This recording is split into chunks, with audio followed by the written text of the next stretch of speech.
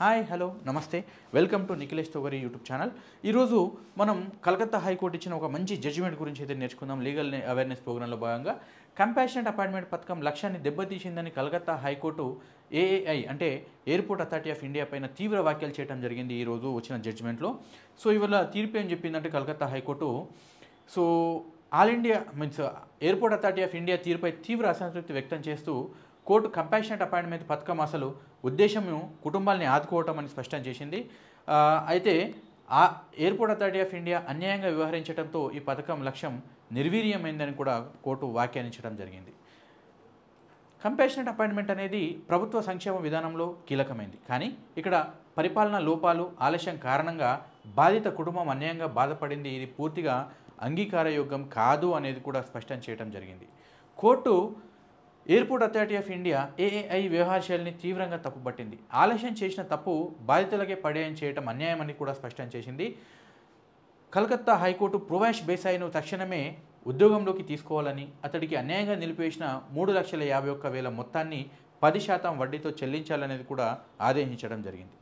So ఇక్కడ అసలు Calcutta high court compassionate అపాయింట్మెంట్ని సమర్థించింది అనేది ఎలాగా అనేది చూసుకుంటే, ఎయిర్పోర్ట్ అథారిటీ ఆఫ్ ఇండియాలో పనిచేసే సఫాయివాలాగా పనిచేసే తన తండ్రి అకస్మాత్తుగా మరణించిన తర్వాత ఒక వ్యక్తి కంపాషనెట్ అపాయింట్మెంట్ ఇవ్వాలని తీర్పు చెప్పింది. జస్టిస్ సోమెన్ సేన్, జస్టిస్ ఉదయ్ కుమార్లతో కూడిన డివిజన్ బెంచ్, సింగిల్ బెంచ్ అంటే ఒక గౌరవ న్యాయమూర్తి గారు కూర్చుంటారు, తీర్పునిస్తారు. అలాగే డివిజన్ బెంచ్ అయితే ఇద్దరు గౌరవ న్యాయమూర్తులు ఆ యొక్క కేసును పరిశీలించి తీర్పునిస్తారు. సో ఇక్కడ డివిజన్ బెంచ్ 2023 డిసెంబర్ 12న సింగిల్ బెంచ్ ఇచ్చిన తీర్పుని సమర్థించింది. అంటే ఇంతకుముందు కూడా ఆల్రెడీ సింగిల్ బెంచ్ ఒక తీర్పు ఇచ్చింది, అతనికి ఉద్యోగం ఇవ్వటం సరైంది అని. వీళ్ళు మళ్ళీ అప్పీల్కి వచ్చి డబుల్ బెంచ్కి వచ్చారు. సో డబుల్ బెంచ్ కూడా ఈ తీర్పుని సమర్థించింది. అసలు కేసు నేపథ్యం ఏంటంటే, జూలై 22, 2006న కార్తిక్ బేసాయి తన కుటుంబానికి ఏకైక ఆదాయ వనరులుగా అంటే సోల్ బ్రెడ్ విన్నర్గా ఉన్న పరిస్థితిలో మరణిస్తాడు. అతని మరణంతో అతని భార్య 20 సంవత్సరాల కుమారుడు ప్రవాష్ తీవ్ర ఆర్థిక కష్టాల్లో కూరుకుపోతారు. కంపాషనెట్ అపాయింట్మెంట్ పథకానికి అర్హులైనప్పటికీ వారి ఉద్యోగ అభ్యర్థన దాదాపు 16 సంవత్సరాల పాటు పరిష్కారం అయ్యేలా చూడలేదు. చివరికి ప్రవాష్ హైకోర్టులో రిట్ పిటిషన్ వేయడంతో ఈ విషయం కోర్టు దృష్టికి వచ్చింది. అప్పటిదాకా రాలేదు. సో ఇక్కడ ఎవరైనా కంపాషనెట్, ఇప్పటికీ చాలామందికి కంపాషనెట్ అపాయింట్మెంట్ విషయంలో అప్లై చేస్తే ఈ జాబ్ లేదు, ఎలిజిబిలిటీ లేదు, సంథింగ్ ఇంకా ఖాళీ లేవు అని చెప్పి గవర్నమెంట్ తరఫు నుంచి కావచ్చు, ఆ గవర్నమెంట్లో పనిచేసే ఒక ఆఫీసర్లు కావచ్చు, విపరీతమైన డిలే చేస్తున్నారు. సో ఇలాగే ఇతను 16 సంవత్సరాల ఉద్యోగం ఇవ్వలేదు. ఇగో వస్తుంది, అది వస్తుంది, ఇదిగో వస్తుంది అని చెప్పి 16 సంవత్సరాలు కింద అప్లై చేసినప్పటికీ 16 సంవత్సరాలు వేచి చూడాల్సిన పరిస్థితి. సో ఇంత మీకు ఎవరైనా ఇలాంటివి ఉంటే కనుక 5 సంవత్సరాలు, 10 సంవత్సరాలు, 15 సంవత్సరాలు చూసే అవసరం లేదు. సో మీ యొక్క హక్కులను తెలుసుకోండి. గౌరవ న్యాయస్థానాలు హైకోర్టులో రిట్ పిటిషన్ ఫైల్ చేస్తే ఈ విషయం అనేది న్యాయస్థానం దృష్టికి వెళ్ళి మీకు న్యాయం జరిగే అవకాశం కూడా ఉంటుంది. అంతేగాని అక్కడ ఉన్న మీ లోకల్లో ఉన్న ఆఫీసర్ల చుట్టూ తిరగటం, లంచాలు ఇవ్వటం లేదా మీలో మీదే బాధపడడం అయితే చేయకూడదు. మీ హక్కులను తెలుసుకోండి. హైకోర్టులో ఒక పిటిషన్ అనేది ఫైల్ చేయడం అనేది ముందుకు తీసుకెళ్లే విధానంలో ఒక భాగం. సో కోర్టు విచారణ ఏం జరిగింది అంటే, ఎయిర్పోర్ట్ అథారిటీ తరఫున సీనియర్ అడ్వకేట్ ప్రతీక్ వాదించగా ప్రతివాదుల తరఫున అడ్వకేట్ సంజయ్ బోస్ హాజరయ్యారు. ఏఐ దీర్ఘకాలం ఆలస్యం అవటం వల్ల ప్రవాష్ అర్హత కోల్పోయాడని వాదించింది. చూశాను, 16 సంవత్సరాలు అప్లై చేసిన తర్వాత 16 సంవత్సరాలు జాబ్ ఇవ్వకపోవటం ఒక ఎత్తు అయితే, ఇంకా 16 సంవత్సరాలు లేట్ అయినందుకు ఇతనికి అర్హత లేదు జాబ్ కొట్టేది అని చెప్పి మళ్ళీ ఇంకా వాదించిందట కోర్టులో. దారుణం ఇది. అయితే కోర్టు కంపాషనెట్ అపాయింట్మెంట్ ప్రధాన ఉద్దేశము కుటుంబాల ఆర్థిక సంక్షోభాన్ని తొలగించడం అనేది స్పష్టం చేసింది. డివిజన్ బెంచ్ సామాజిక మరియు ఆర్థిక పరిస్థితుల ప్రభావాన్ని గుర్తించి ప్రవాష్ కుటుంబానికి న్యాయ పరిరక్షణ అవసరమని తేల్చింది.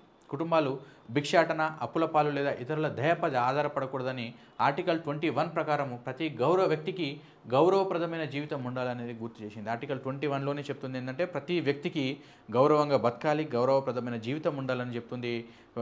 అప్పుల వల్ల కానీ లేదు అని అంటే ఆర్థిక భారం వల్ల కానీ ఎదుటి వాళ్ళని అప్పులు అడగటం లేదా బిచ్చం అడగటం అనేది చేయకూడదు అనేది, ఇది గౌరవప్రదమైన జీవితం కాదు అనేది కూడా ఆర్టికల్ 21 చెప్తుంది. అదే ఆర్టికల్ 21ని మన గౌరవ న్యాయస్థానం కలకత్తా న్యాయస్థానం అనేది ఇక్కడ మళ్ళీ ఒకసారి గుర్తు చేసింది. కోర్టు తీర్పుపై వ్యాఖ్యలు ఏంటంటే, ఒక వ్యక్తి తన కుటుంబ పోషకుడు మరణించిన తర్వాత అప్పులు లేదా ఇతరుల సాయంతో బతికే అవకాశం ఉంటుంది. అయితే దయతో లేదా అప్పుగా జీవించడం గౌరవప్రదమైన జీవితం కాదు. భారతీయ రాజ్యాంగంలోని ఆర్టికల్ 21 ప్రకారం ప్రతి పౌరుడు గౌరవప్రదమైన జీవితం గడపాల్సిందే. కంపాషనెట్ అపాయింట్మెంట్ అనేది శాశ్వత హక్కు కాకపోయినా అది ఒక హక్కు. ప్రభుత్వ అధికారులు దరఖాస్తులను ఆలస్యంగా పరిశీలించడం, పత్రాలను టేబుల్ల మధ్య తిప్పటం వంటి చర్యలు అంగీకారయోగ్యం అయితే కాదు అని చెప్పి చెప్పింది. 16 సంవత్సరాల కింద ఇస్తే ఈ టేబుల్ నుంచి ఆ టేబుల్, ఈ ఆఫీసర్ నుంచి ఆ ఆఫీసరు, ఇక్కడ నుంచి ఆ పై ఆఫీసరు, ఇక్కడ నుంచి కలెక్టర్కి వెళ్ళాలి, ఇలాంటి అటు ఇటు తిప్పటం, అవి ఇలా లేట్ అయిందే ఒక ఎత్తు అయితే ఆ లేటును కూడా ఈ యొక్క బాధితులకి ఆపాదించడం అన్యాయం అనేది కూడా కోర్టు గుర్తు చేయడం జరిగింది. సో గుర్తు చేయడం, కంపెనీ పరిపాలనలో లోపాల వల్ల ఆలస్యం జరిగితే బాధ్యత అధికారులదే కానీ బాధితులది కాదు అనేది కూడా విషయాన్ని కూడా కోర్టు స్పష్టం చేయడం జరిగింది. ఇక్కడ తీర్పులో ఏం చెప్పినారంటే గౌరవ న్యాయస్థానం వారు కోర్టు ఎయిర్పోర్ట్ అథారిటీకి తీర్పులో 3 కీలక ఆదేశాలను జారీ చేసింది. ఒకటి, ప్రొవాష్ను 4 వారాల్లోగా ఉద్యోగాలకు తీసుకోవాలి. 1 మంత్లోగా ప్రొవాష్ని ఉద్యోగంలో తీసుకోవాలి. అలాగే జనవరి 2008 నుండి పెండింగ్లో ఉన్న 3,51,000 ఇవ్వాలి. అది కూడా 10% రేట్ ఆఫ్ ఇంట్రెస్ట్తో లెక్క చేసి ఇవ్వాలి, సింపుల్ ఇంట్రెస్ట్తో అని కూడా తీర్పు చెప్పడం జరిగింది. ఇది కదా, మీకు ఒకవేళ లేట్ అయినా, మీకు ఒకవేళ విషయం తెలియకపోయినా ప్రతిదానికి మీ యొక్క రాజ్యాంగంలో మీకు ఒక హక్కులు అనేవి కల్పించబడ్డాయి అనే విషయం మర్చిపోద్దు. ఇలాంటి వాళ్ళు ఇంకా ఎవరు ఉన్నా కానీ గౌరవ న్యాయస్థానంలో మీరు అప్రోచ్ అవ్వటం, అక్కడ రిట్ పిటిషన్ ఫైల్ చేయటం వల్ల మీకు ఈ యొక్క ప్రొవాష్కు జరిగిన న్యాయం 16 సంవత్సరాల తర్వాత జరిగిన న్యాయం మీకు తొందరలో జరిగే అవకాశం ఉంటుంది. కాబట్టి ఇలా మీ లోకల్ ఆఫీసర్ల చుట్టూ తిరిగే బదులు వాళ్ళకు ఒకటి తెలిస్తే ఒకటి తెలియదు, లేదా కావాలని లేట్ చేయడం అయితే జరగదు. బట్ ఏంటంటే ఈ ఆఫీసర్ ఆ ఆఫీసర్ మీద, మీ ఆఫీసర్ మీద నెట్టుకుంటూ కొంచెం కాలయాపన చేసే అవకాశం ఉంటుంది. సో ఇలాంటి విషయాలు మీ యొక్క దృష్టిలో ఉంటే, మీ యొక్క చుట్టుపక్కల వాళ్ళ దగ్గర ఎవరి దగ్గర ఉన్నా కూడా హైకోర్టులో ఒక రిట్ పిటిషన్ వేస్తే మీకు న్యాయం జరిగే అవకాశం అయితే ఉంటుందనేది తెలియజేయడం జరుగుతుంది. సరే, ఇలాంటి మరిన్ని విషయాలు తెలుసుకోవడానికి మీకు ఒకవేళ ఇబ్బందులు ఉంటే మన ఛానల్లో కింద కమెంట్స్ రూపంలో తెలియజేయండి. అండ్ మరిన్ని అప్డేట్స్ కోసం సబ్స్క్రైబ్ చేసుకోండి మన ఛానల్ని. నేను మీ నిఖిలేష్ తోగరి అడ్వకేట్. మరిన్ని విషయాలకు మన సబ్స్క్రైబ్ ఛానల్ చేసుకోండి అండ్ నోటిఫికేషన్ కోసం బెల్ బటన్ కూడా నొక్కండి. నమస్తే.